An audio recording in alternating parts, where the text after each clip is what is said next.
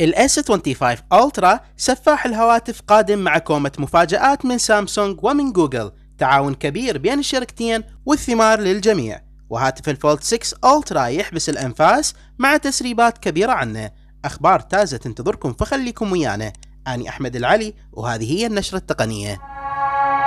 السلام عليكم ورحمة الله، وتحية طيبة لكم أحبابي المتابعين الكرام. إذن فشركة سامسونج وشركة جوجل راح يتحدون مع بعض لجعل هاتف الجنرال القادم ال S25 Ultra بعد أفضل وأفضل.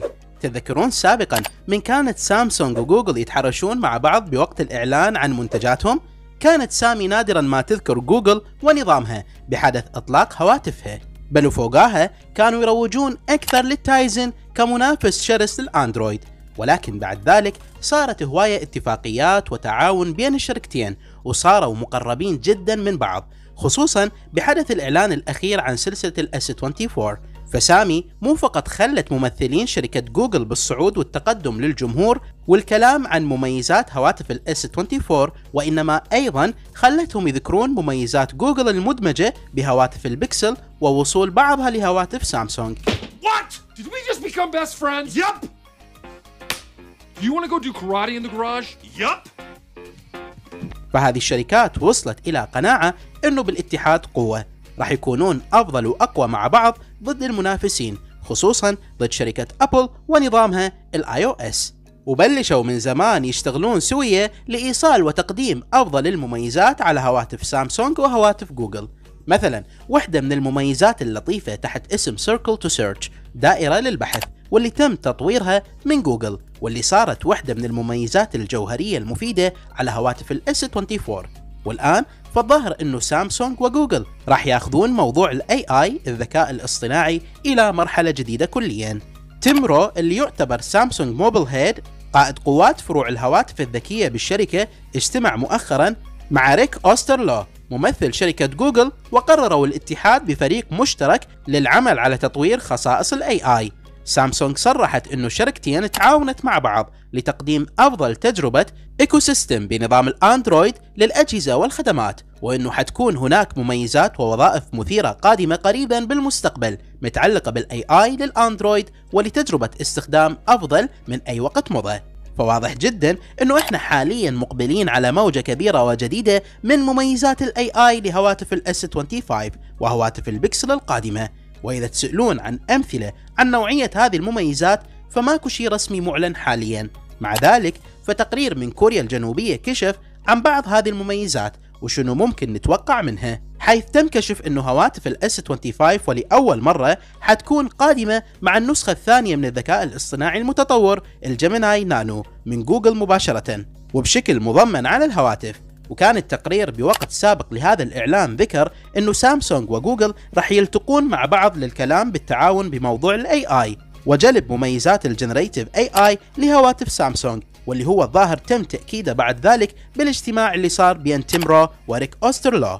وإذا كنتم تتساءلون عن الجيميناي نانو فهذا الأخير هو المسؤول والعقل المدبر عن كل مميزات ال AI الرهيبة المحملة مسبقا وبشكل مضمن على هواتف ال S24.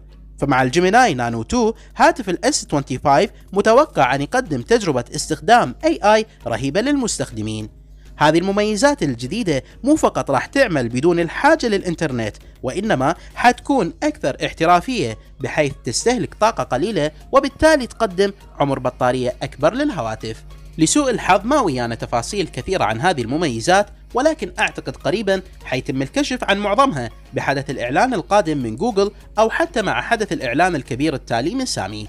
مع ذلك فآيس يونيفيرس لمح بوحدة من تغريداته إنه الفيرجن القادم من واجهة الون يو آي 6.1.1 حتكون النسخة متمحورة عن الفيديو AI وتقديم كولكشن من المميزات الفريدة والمثيرة للذكاء الاصطناعي المتعلقة بالفيديوهات.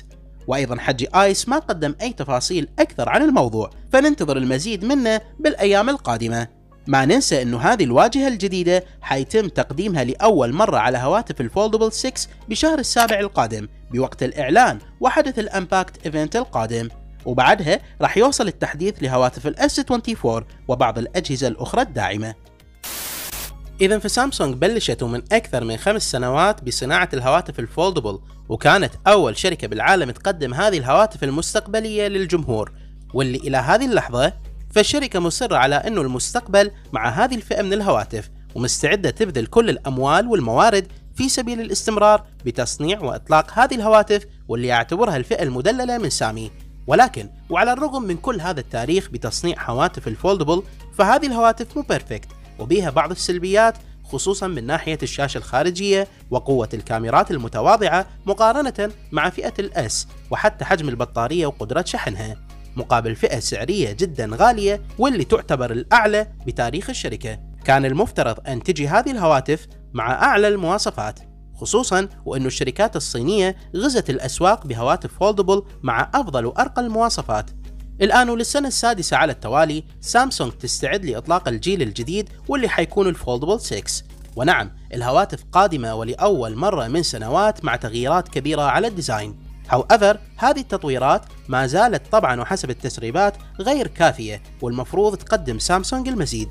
المثير للاهتمام أنه الشركة تعرف كل الزين هذه النقطة، لذلك قررت تقديم نسخة جديدة كليا من هاتف الفولد 6 تحت اسم الفولد 6 ألترا، واللي راح يجي مع مواصفات ألترا حسب الإشاعات. الشيء الوحيد المحبط هنا هو الكلام بأنه الفولد 6 ألترا ما راح يتم إطلاقه لكل العالم، وإنما مخصص لبعض الدول مثل كوريا الجنوبية والصين، واللي سبب صدمة خصوصا لمحبي هواتف الفولد بالولايات المتحدة الأمريكية. المهم الآن وبالأيام والأشهر السابقة كانت المواصفات المسربة عن هذا الهاتف الغامض جدا قليلة، وما زالت لهذا اليوم. ولكن مع ذلك فويانا بعض المعلومات المثيرة للاهتمام عن الفولد 6 ألترا واللي حنشاركها وياكم.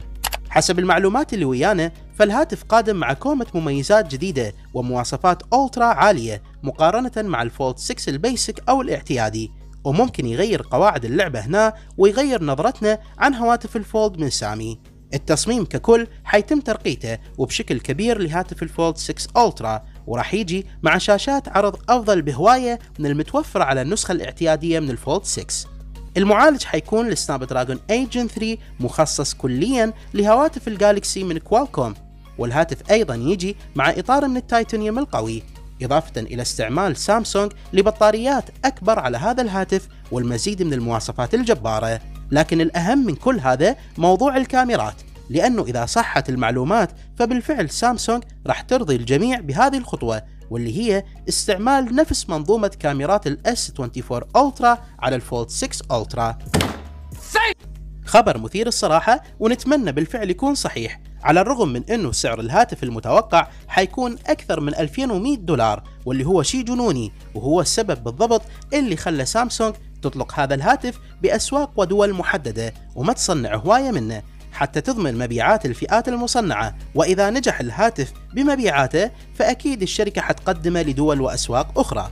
فمثل ما تشوفون الأخبار جنونية لهذا الهاتف السفاح، وننتظر تأكيد المعلومات بالأيام القادمة. فخليكم دائما ويانا وخلوني أعرف آراءكم بكل هذه المعلومات عن هواتف الفولدبل 6 من سامسونج، وهل ممكن تشترون الفولد 6 ألترا بهذا السعر الغالي إذا توفر بالأسواق؟